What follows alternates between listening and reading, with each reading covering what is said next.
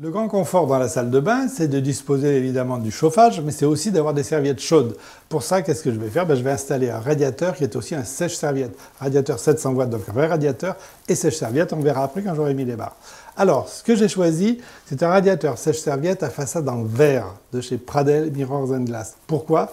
Pour l'esthétique, bien évidemment, mais aussi pour des qualités techniques. C'est-à-dire qu'on a un radiateur qui est à triple action.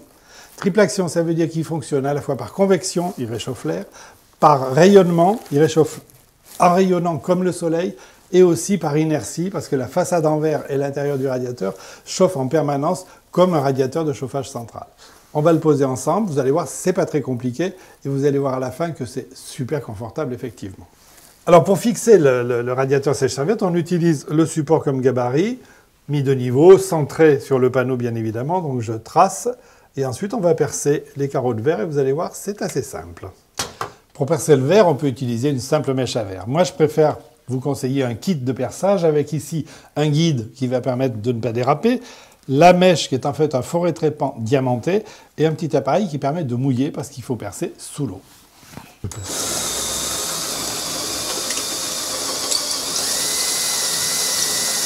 Alors, pour fixer le radiateur, utilisez des chevilles en fonction du mur, mais comme on est dans des carreaux en verre, choisissez une cheville en plastique ou en nylon avec un petit collet comme ça et une collerette pour qu'on n'ait jamais de contact entre le verre et le métal de la vis.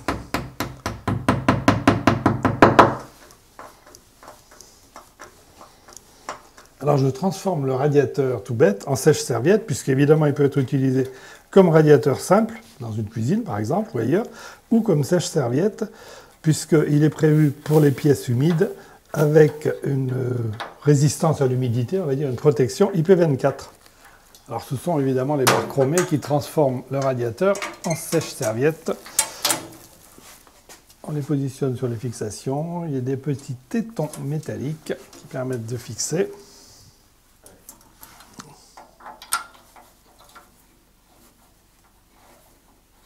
Alors, on raccorde effectivement l'appareil des fils d'alimentation à l'alimentation qui vient du compteur et on dispose d'un fil pilote si vous avez une commande généralisée avec programmation pour toute la maison.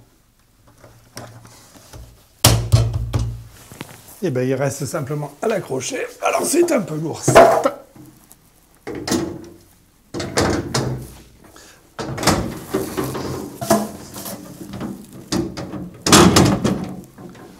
Voilà, c'est fait. Et je le bloque avec les petites pattes prévues ici. Alors le sèche-serviette, comme les radiateurs, existe en différentes couleurs, le blanc qu'on a là, mais aussi du noir, de l'ivoire, des gris et un effet miroir, tout ça étant très chic.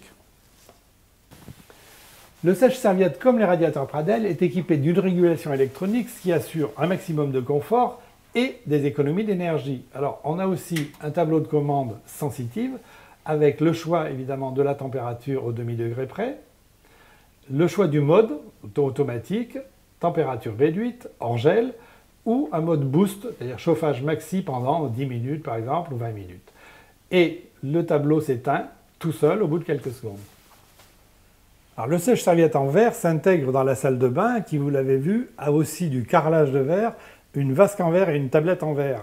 Il faut savoir que Pradel propose aussi des radiateurs pour les autres pièces de la maison, pareil avec façade verre, dans différentes formes, carrées, verticales ou horizontales.